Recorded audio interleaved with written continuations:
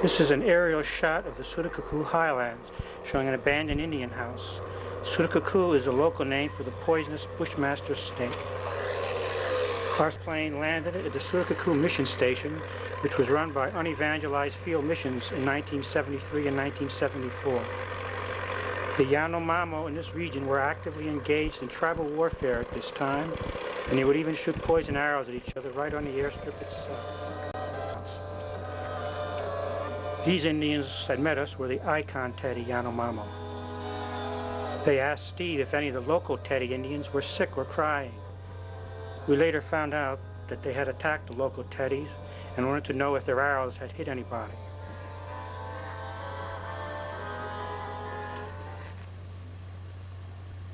The arrows are sometimes over 6 feet long. The points are just jammed into the top of the arrow and can be changed depending on what the target is.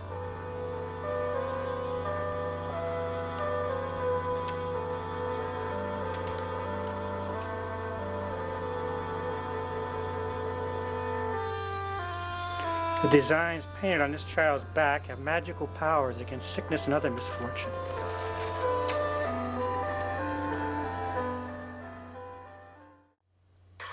We left Surucucu to go to the local Teddy village about 3 days away from the airstrip. June and July are wet months here, and this makes trekking slow. The advantage of visiting a Yanomamo in the rainy season is that they usually stay close to their villages. The disadvantage is that the flooded jungles force poisonous snakes out into the open and onto our trails. This is the first Indian I saw. He ran away from us.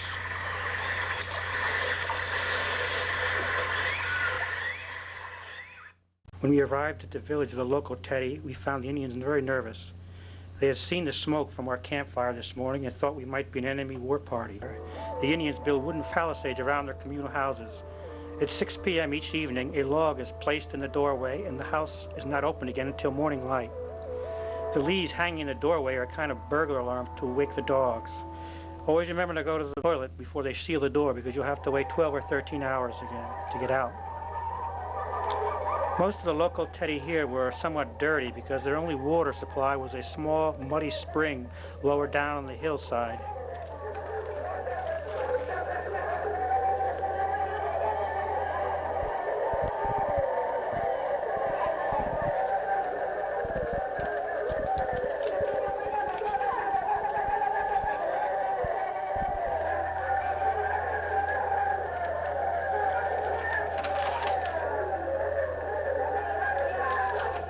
Mothers keep babies in their arms at night so they don't fall out of the hammock.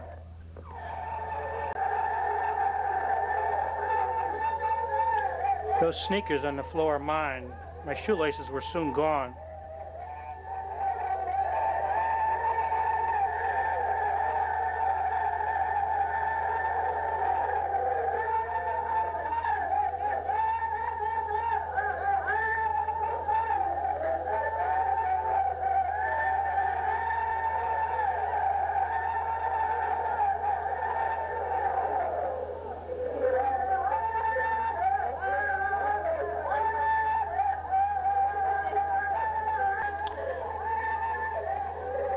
Each family in the communal house has its own living space and campfire.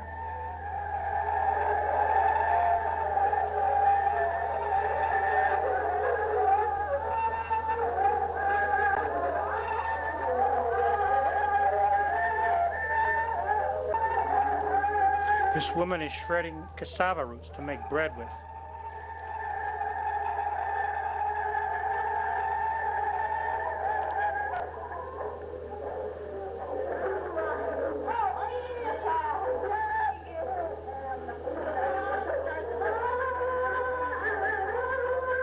This man is eating cassava bread.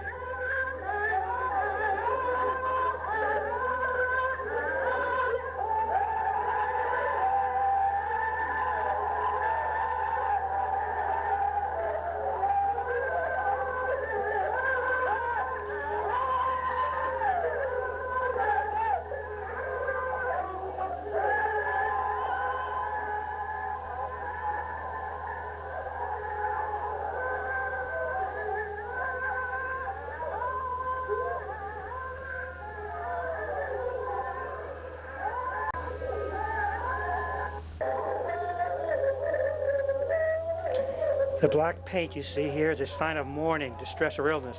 Apparently the child was sick.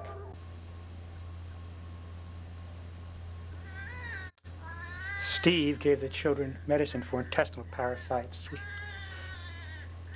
He also pulled one man's aching tooth.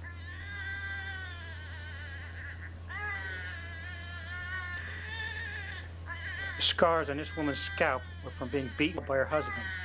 She was very proud of these scars, but it shows her husband is a very violent warrior.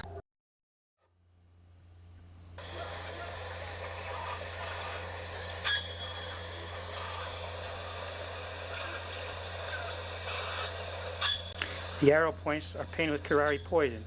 Usually when a victim is hit, the arrow falls away and the arrow point remains in the flesh.